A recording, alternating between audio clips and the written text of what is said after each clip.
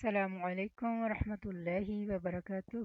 الحمد للہ، یہ ہمارا 13ویں پارے کا سیکنڈ لیکچر ہے اور اس میں ہم سورہ یوسف سن رہے ہیں، اور جس میں بہت ساری نصیحتیں ہیں، بہت ساری ایسی چیزیں ہیں جو ہماری زندگی کا حصہ ہیں، اور جس کو اگر ہم قرآن و سنت کی روشنی میں جانیں اور اس کو ان مسائل کو حل کریں تو انشاءاللہ اس سے ہماری زندگی میں بھی خوبصورتی آئے گی، اور ہماری شخصیت میں بھی، اور ہماری آخرت میں بھی بہتری آئے گی انشاءاللہ۔ اور چلے ہم شروع کرتے ہیں۔ نحمده ونصلي على رسوله الكريم، أما بعد، فأعوذ بالله من الشيطان الرجيم، بسم الله الرحمن الرحيم، ربي شرح لي صدري ويسر لي أمري واحلل عقدة من لساني يفقهوا قولي واجعل لي وزيرا من أهلي رب زدني علما رب زدني علما اللہم فقہنا فی الدین اللہم فقہنا فی الدین آمین ثم آمین۔ پھر جب یوسف نے ان کی روانگی کے لیے ان کا سامان تیار کیا تو اپنے بھائی کے سامان میں اپنے پانی پینے کا پیالہ رکھ دیا۔ جب یہ لوگ شہر سے نکل آئے تو پیچھے سے ایک پکارنے والے نے پکار کر کہا، اے قافلے والو تم چور ہو۔ یعنی ٹھیک ٹھاک سامان لے کے جا رہے تھے کہ پیچھے سے شامت آ گئی۔ انہوں نے پکارنے والے کی طرف متوجہ ہو کر پوچھا، تمہاری کیا چیز کھو گئی ہے؟ وہ بولے، بادشاہ کا پانی پینے کا پیالہ ہمیں نہیں مل رہا، جو شخص وہ لا کر دے گا اسے ایک بار شتر یعنی ایک اونٹ برغلے کا انعام ملے گا، اور میں اس کا ضامن ہوں، گارنٹی دیتا ہوں۔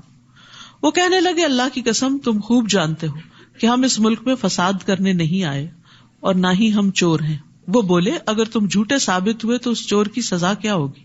برادران یوسف کہنے لگے، جس کے سامان میں وہ گم شدہ چیز پائی جائے وہی اس کا بدلہ ہے۔ ہم اپنے ہاں ظالموں کو اسی طرح سزا دیتے ہیں۔ مصر کے قانون کے مطابق وہ کسی کو اپنے ہاں ایز اے کیپٹیو نہیں رکھ سکتے تھے، کسی مسافر کو، لیکن یعقوب علیہ السلام کی شریعت میں یہی تھا۔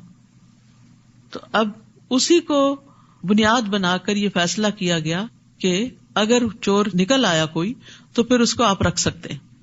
پھر اس ضامن نے یوسف کے بھائی بنیامین کے سامان کی تلاشی سے پہلے دوسرے بھائیوں کے سامان کی تلاشی لینا شروع کی، پھر پیالے کو اس کے بھائی کے سامان سے برآمد کر لیا۔ اس طرح ہم نے یوسف کے لیے تدبیر کی تھی، یعنی یہ طریقہ ہم نے سجایا تھا اللہ کی طرف سے۔ بعض اوقات آپ کو آئیڈیاز آتے ہیں نا، یہ کام ایسے کر لیں، وہ ایسے کر لیں، آپ بیٹھے ہوتے ہیں خاص طور پہ نماز میں، تو اس میں آپ دیکھیے ہمیشہ یہ سوچیے کہ یہ کہاں سے خیال آ گیا مجھے، تو سوچا بھی نہیں تھا۔ تو وہ ایک طرح سے اللہ تعالیٰ کی ایک تائید ہوتی ہے آپ کو، اور جو برے برے خیال آتے ہیں وہ شیطان کی طرف سے ہوتے ہیں، وہ وسوسے جو ہوتے ہیں وہ پریشان کرتا ہے آپ کو۔ یوسف کے لیے مناسب نہ تھا کہ شاہ مصر کے قانون چوری کے مطابق اپنے بھائی کو اپنے پاس رکھ سکے، الا یہ کہ ہم جس کے چاہیں درجات بلند کر دیتے ہیں، اور ایک علیم ہستی ایسی ہے جو ہر صاحب علم سے بالا تر ہے۔ ہر علم والے کے اوپر ایک اور علم والا ہوتا ہے، یعنی انسانوں میں سے بھی۔ یہ کس لیے بات کی گئی؟ تاکہ کوئی اپنے آپ کو سب سے بڑا عالم نہ سمجھے کہ میں نابغہ روزگار ہوں اور سب سے زیادہ تو علم میرے ہی پاس ہے، اس تکبر میں مبتلا نہ ہو۔ اور دوسرا معنی اس کا یہ ہے کہ جتنے بھی دنیا میں بڑے بڑے علم والے ہیں ان سب کے اوپر اللہ کا علم محیط ہے، سب سے بڑا علم والا اللہ ہی ہے۔ اور یاد رکھیے، کسی کو بھی علم دینا، چاہے تھوڑا علم ہو یا زیادہ ہو، یہ اللہ کی بندے سے محبت کی علامت ہوتی ہے۔ دنیا تو اللہ تعالیٰ سب کو دیتا ہے، کوئی مسلم ہو یا نہ ہو، لیکن دین کا علم صرف اس کو دیتا ہے جس سے اللہ تعالیٰ محبت کرتا ہے۔ تو اس لیے اس پر بھی ہمیں شکر ادا کرنا چاہیے۔ اور پھر یہ کہ صرف علم نہیں بلکہ اس کا فہم بھی، اس کی سمجھ بھی، تفقہ فی الدین، من یرد اللہ بہ خیرا یفقہہ فی الدین، جس کے ساتھ اللہ تعالیٰ بھلائی کا ارادہ کرتا ہے اس کو دین کی سمجھ عطا کر دیتا ہے۔ برادران یوسف کہنے لگے، اگر اس نے چوری کی ہے تو اس سے پیشتر اس کا بھائی یوسف بھی چوری کر چکا ہے، ابھی نہیں چھوڑا ان کو۔ یعنی جب آپ کسی سے حسد کرتے ہیں نا تو پھر کوئی موقع نہیں جانے دیتے اس کو گرانے کا، بدنام کرنے کا۔ کہیں نہ کہیں پھر آپ کے منہ سے کچھ نہ کچھ نکل آتا، تو آپ نہیں دیکھ رہے کہ کہاں کھڑے ہیں۔ سال گزر چکے ہیں یوسف کو تمہارے ہاتھ سے گئے ہوئے، لیکن ابھی بھی تم اس کو معاف نہیں کر رہے۔ یوسف نے ان کے اس الزام کو دل میں چھپائے رکھا اور ان پہ کچھ ظاہر نہیں کیا۔ سبحان اللہ۔ یہ ہوتا ہے صبر.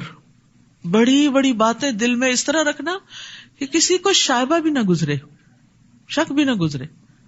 تو جو شیلو لوگ ہوتے ہیں نا, ان کے اندر کوئی بات ٹکتی نہیں, ادھر سے سنی ادھر نکالی, اور اس سے بڑے فسادات پیدا ہوتے ہیں, بہت سی خرابیاں, آپس میں لوگوں کی لڑائیاں اور کئی قسم کے مسائل پیدا ہوتے ہیں. بعض لوگ خوشی کی خبر کو نہیں سنبھال سکتے اور بڑھ چڑھ کر اس کا اظہار کرتے ہیں, کیا ہوتا ہے پھر نظر لگ جاتی. بعض لوگ غم کی خبر کو, بعض کا دکھ کی خبر کو, کسی کی طرف سے پہنچنے والی اذیت کو, اور اب تو ماشاءاللہ اپنے کلوز سرکل میں کیا اور اپنے خاندان میں کیا, اب تو پوری دنیا کے ساتھ ہم شیئر کرتے ہیں. ہر تھوڑی دیر بعد فیس بک کا سٹیٹس چینج کر رہے ہوتے ہیں, ہر وقت اپنے دل پہ کیا گزر رہی ہے, گھر میں کیا ہو رہا ہے, کیا کھا رہے ہیں, کیا پی رہے ہیں, کیا پہن رہے ہیں, کیا خرید رہے ہیں, کہاں جا رہے ہیں. یعنی مجھے تو بعض اوقات ایک سکنس جیسی لگتی ہے, اور کوئی مقصد سمجھ نہیں آتا کہ یہ ساری باتیں, اس میں کوئی علم نافع نہیں, کسی کے علم اور تجربے میں کوئی اضافہ نہیں ہوگا, بلکہ اس سے نقصان ہی ہوئے ہیں کہ جن لوگوں کو وہ سب کچھ میسر نہیں ہوتا, وہ پھر اپنے آپ کو ان سے کمپیئر کر کر کے حسرتوں کا شکار ہوتے ہیں, اور اس سے غم اور دکھ اور زیادہ بڑھتے ہیں. تو نعمتوں کو بلا ضرورت لوگوں کے سامنے نہیں رکھنا چاہیے. حدیث میں آتا ہے کل ذی نعمت محسود, ہر صاحب نعمت حسد کیا جاتا ہے, پھر آپ حسد کا شکار ہوتے ہیں, پھر آپ کے دشمنوں کی تعداد میں اضافہ ہوتا ہے. آپ سمجھتے ہیں آپ کی نعمت کی وجہ سے لوگ آپ کی بڑی تعریف کریں گے, آپ کے فین ہو جائیں گے اور آپ کے بظاہر فالوور ہو جائیں گے, لیکن حقیقت میں وہ حسد بھی کر رہے ہوتے ہیں. اور دوسری بات یہ ہے کہ جب کوئی مقصد ہو تو پھر آپ فَأَمَّا بِنِعْمَةِ رَبِّكَ فَحَدِّثْ, پھر اس کا ذکر کریں. آپ کا کوئی ایکسپیرینس ہے زندگی میں, آپ کو کوئی فائدے کی چیز ملی ہے, آپ کا کوئی ایسا تجربہ ہے بزنس میں, تعلیم میں, کسی کام میں, اور اس میں آپ کو بہت سکسیس ہوئی ہے, آپ کی کچھ اکمپلشمنٹس ہیں, کچھ اچیومنٹس ہیں, تو ان کو آپ اپنے بچوں کے ساتھ, اپنے طالب علموں کے ساتھ, اپنے ساتھیوں کے ساتھ شیئر کر سکتے ہیں, تاکہ ان کی زندگی میں کوئی سہولت آئے, ان کو کوئی نفع مند علم حاصل ہو. ایک کتابی علم ہوتا ہے اور ایک تجرباتی علم ہوتا ہے, تو جو تجرباتی علم ہے اس کو بھی شیئر کرنے سے فائدہ ہوتا ہے, لیکن جہاں ضرورت ہو, بلا ضرورت ہر وقت بوسٹنگ نہیں کرنی چاہیے. تو انہوں نے ان پہ کچھ ظاہر نہیں ہونے دیا, لیکن زیر لب کہنے لگے بڑے ہی برے لوگ ہو, یہ جو کچھ تم بیان کر رہے ہو اللہ اسے خوب جانتا ہے کہ میں نے چوری کی تھی یا نہیں کی تھی. تو اللہ کو پہچاننے والے کے لیے بندوں کی باتیں سننا آسان ہو جاتی ہے. یعنی اس میں ایک دوسرا پہلو بھی ہے کہ انہوں نے یوسف کو تانا دیا, گمشدہ یوسف کو تانا دیا, اور نہیں پتا تھا کہ سامنے وہی ہیں. ادھر ان کی چاپلوسی کر رہے تھے اور ادھر ایسی بات کر رہے تھے. تو آپ دیکھیے کہ یوسف علیہ السلام نے برداشت کیسے کیا. میرا یہاں پر پوائنٹ یہ ہے کہ لوگوں کی باتیں کون برداشت کر جاتا ہے. عام طور پر لوگوں کو کہتے سنا اب برداشت نہیں ہوتا, کیونکہ ایمان کمزور ہو گیا.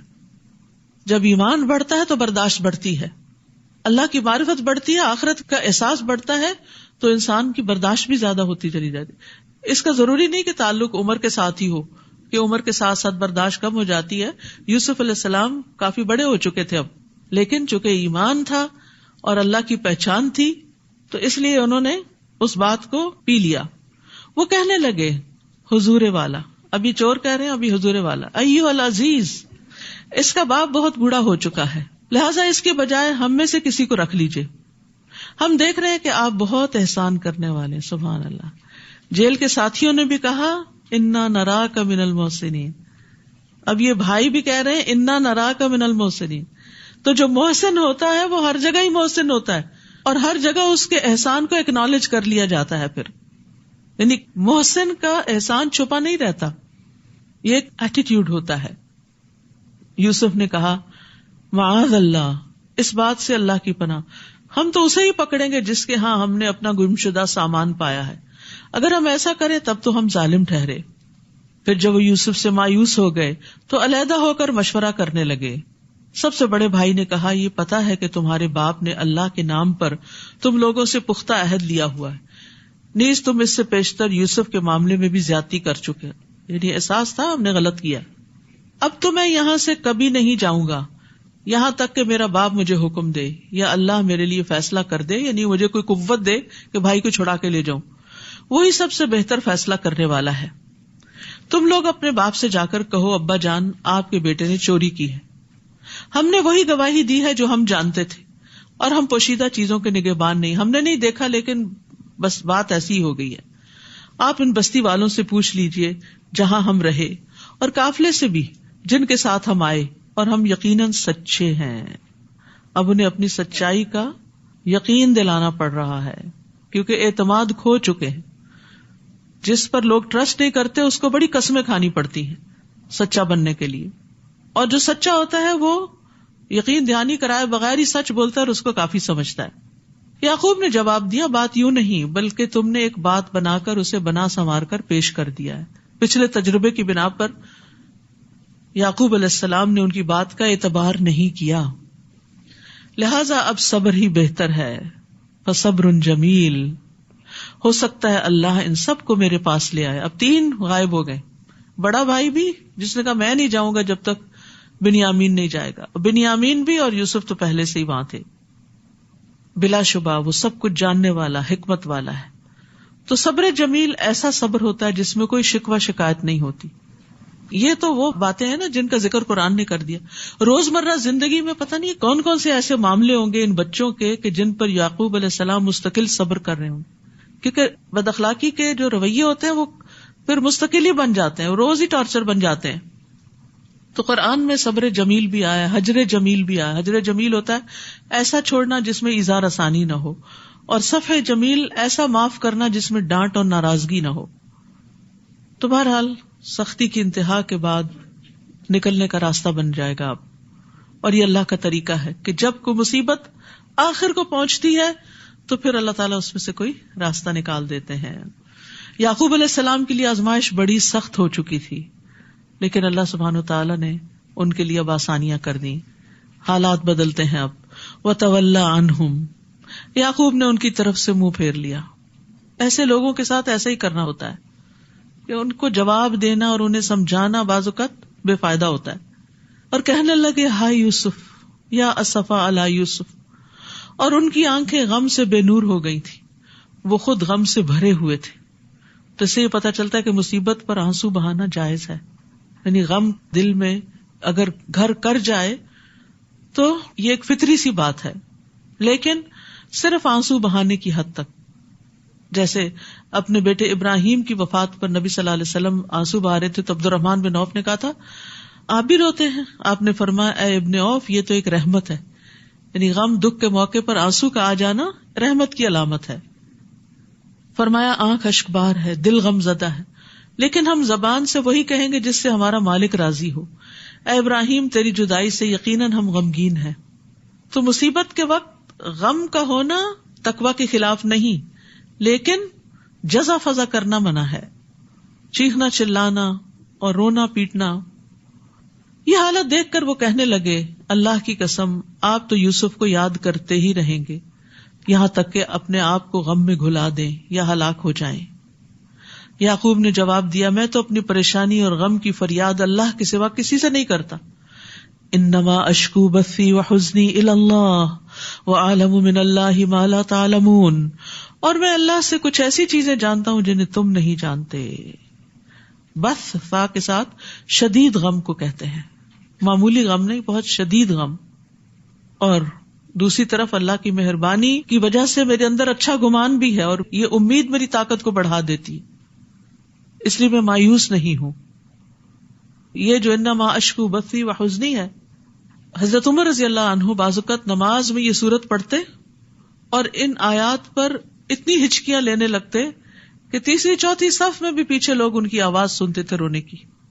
تو بندہ نماز میں کھڑے ہو کے اگر روتا ہے، کوئی غم یاد آ جاتا ہے اس کو اور اپنے رب کے سامنے فریاد کرتا ہے تو کوئی حرج نہیں، جب تک کہ زبان سے کوئی ایسی بات نہ نکلے۔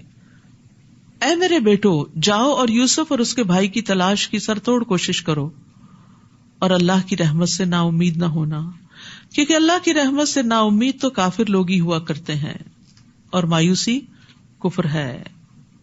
ایک آدمی نے کہا اللہ کے رسول کبیرہ گناہ کون سے ہیں؟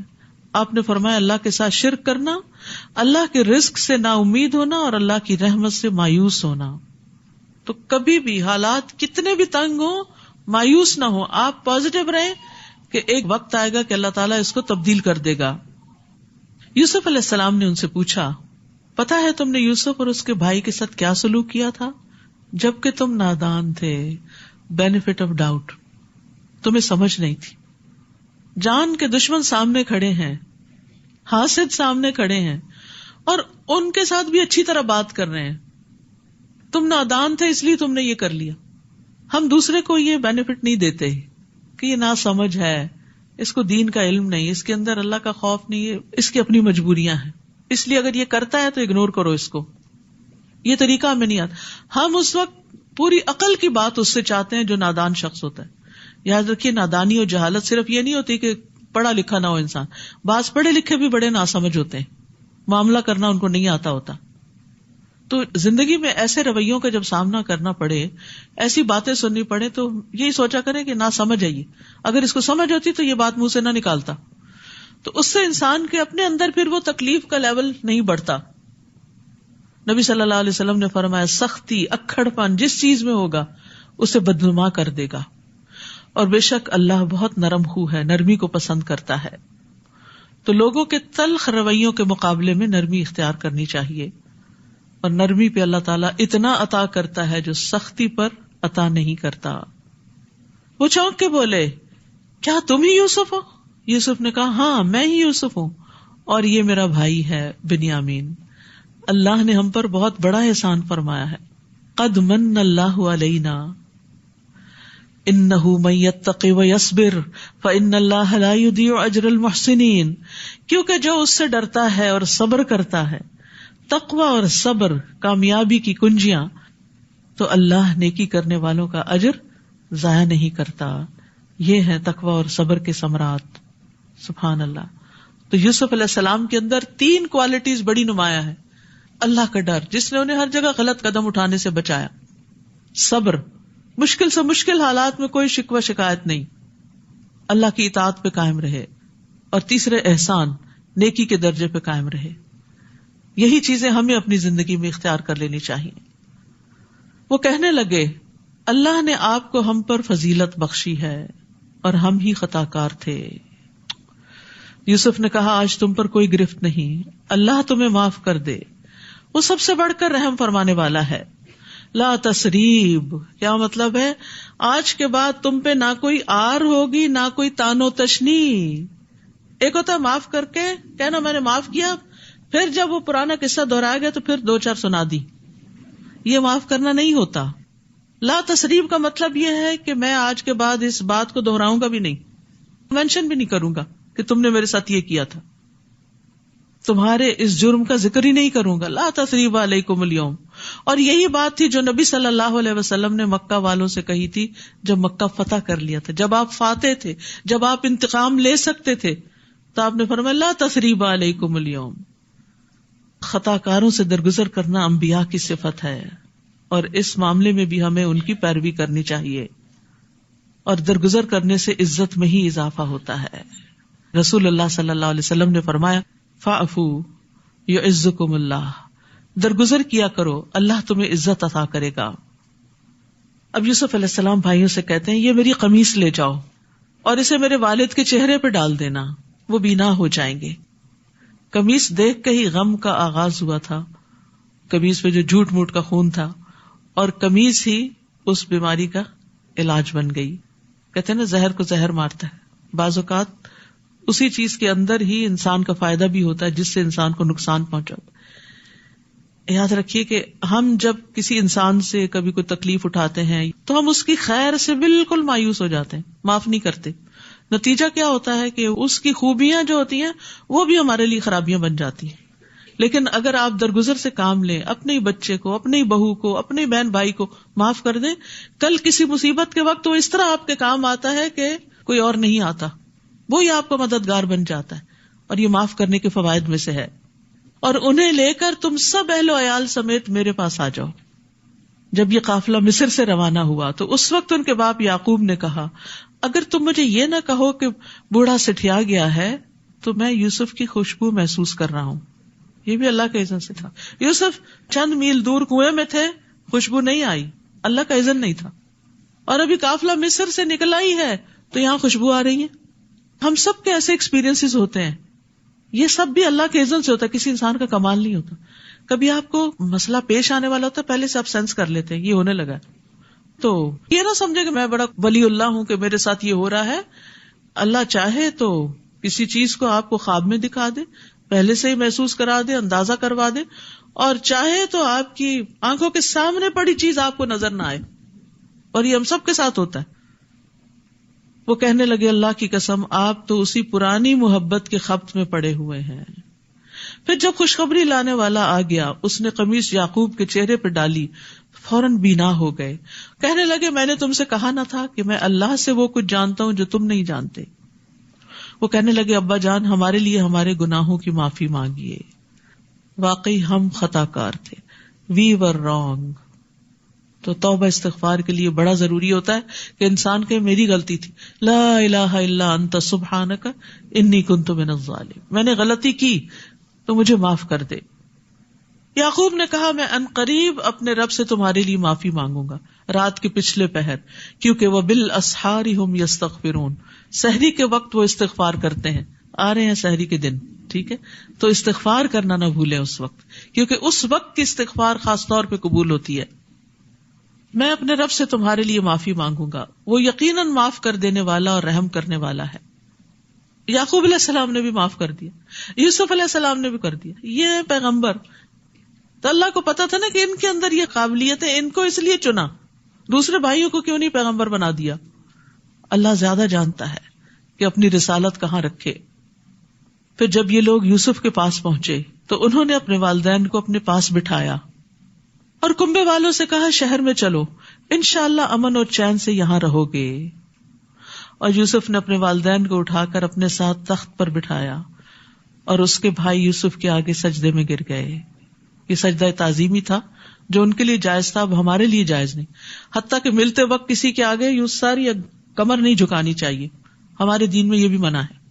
ہاتھ ملائیں، مسکرائیں، سلام بولیں، لیکن جھک کے اور نیچے ہو کے سلام نہیں کریں. یوسف نے کہا ابا جان یہ ہے میرے اس خواب کی تعبیر جو میں نے بہت پہلے دیکھا تھا. خواب ہی سے بات شروع ہوئی تھی اور یہاں آ کے تعبیر ملی سال ہا سال کے بعد. اللہ نے اس کو حقیقت بنا دیا. اس نے اس وقت بھی مجھ پر احسان کیا جب مجھے قید خانے سے نکالا، اور اس وقت بھی جب آپ سب کو دیہات سے میرے ہاں لایا. کہاں کنعان کا ایک گاؤں اور کہاں مصر کی ترقی یافتہ مملکت. حالانکہ شیطان میرے اور میرے بھائیوں کے درمیان فتنہ کھڑا کر چکا تھا. کبھی نفس کو بلیم کرتے، کبھی شیطان کو کرتے ہیں، انسانوں کو نہیں کرتے، بھائیوں کو نہیں کرتے. بلا شبہ میرا رب غیر محسوس تدبیروں سے اپنی مشیت پوری کرتا ہے. جو اس کا ارادہ ہوتا ہے وہ پورا کرتا ہے. بندے کو سمجھ نہیں آ رہی ہوتی، جب ڈاٹس مل جاتے ہیں تو پھر سمجھ آتی ہے اچھا یہ پکچر بن رہی تھی، کیونکہ وہ سب کچھ جاننے والا، حکمت والا ہے. رب قد آتیتنی من الملک وعلمتنی من تأویل الاحادیث فاطر السماوات والارض انت ولی فی الدنیا والآخرہ توفنی مسلما والحقنی بالصالحین. اے میرے رب تو نے مجھے حکومت بھی عطا کی اور خوابوں کی تعبیر بھی سکھائی. تو آسمانوں اور زمین کو پیدا کرنے والا ہے، تو ہی دنیا اور آخرت میں میرا سرپرست ہے. سارا کنبہ بھی آ گیا تو سرپرست اپنے رب کو ہی مان رہے ہیں.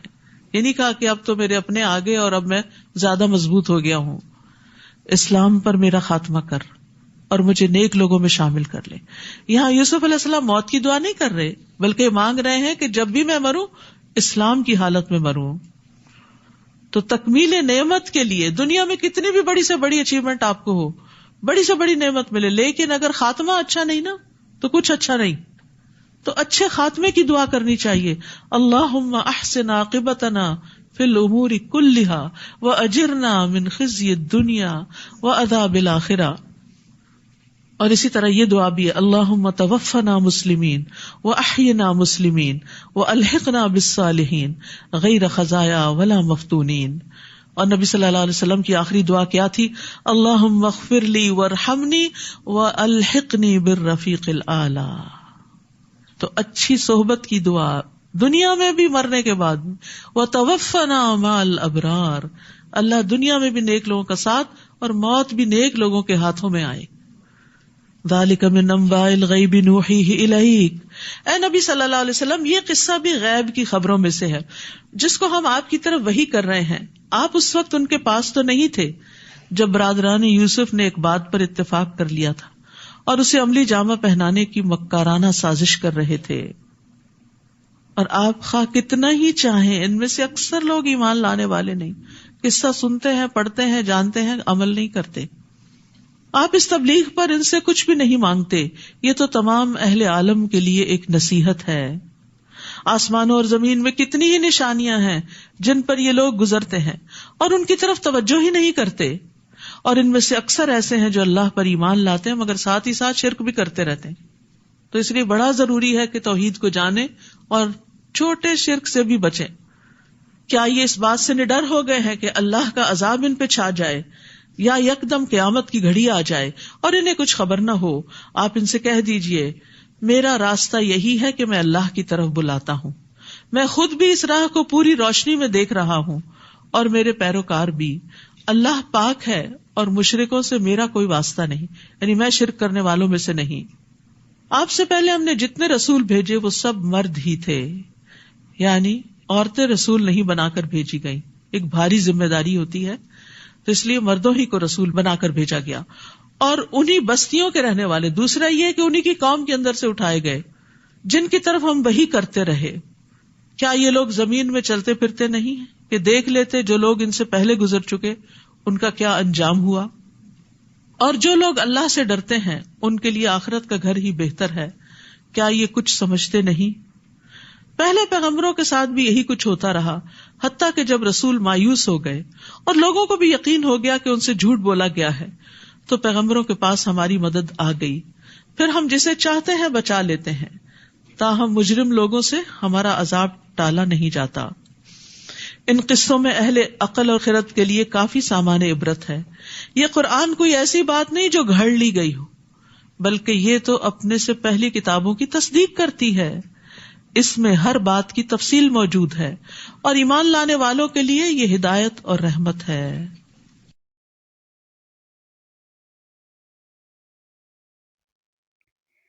السلام علیکم ورحمۃ اللہ وبرکاتہ. الحمدللہ ہماری سورہ یوسف پوری ہو گئی ہے اور اس میں ہم نے خوابوں کے بارے میں بھی جانا کہ خواب تین قسم کے ہوتے ہیں، اور اس میں ہم نے نفس کے بارے میں بھی جانا کہ نفس کی تین اقسام ہیں. اور آخر میں بہت ہی خوبصورت دعا تھی کہ حضرت یوسف علیہ السلام جو دعا کرتے ہیں کہ یا اللہ میرا خاتمہ ایمان پہ کرنا اور مجھے نیک لوگوں میں شامل کرنا. تو ہمیں بھی دنیا میں بھی رہتے ہوئے ہی اچھی کمپنی کی کوشش کرنی چاہیے، اس لیے کہ جس طرح کا ہمارے دوست ہوں گے، ہمارا حلقہ احباب ہوگا، ہمارے خیالات اور ہمارے معاملات بھی ویسے ہی ہوں گے.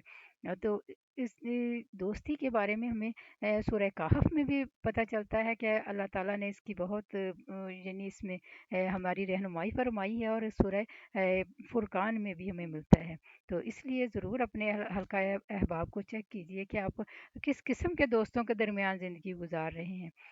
اس لیے کہ آپ کہتے ہیں نا کہ انسان اپنے دوست کے دین پر ہوتا ہے، تو اپنے دینی معاملات کو بہتر کرنے کے لیے، اپنے شخصیت کو بہتر کرنے کے لیے اچھے دوستوں کا ہونا بے حد ضروری ہے.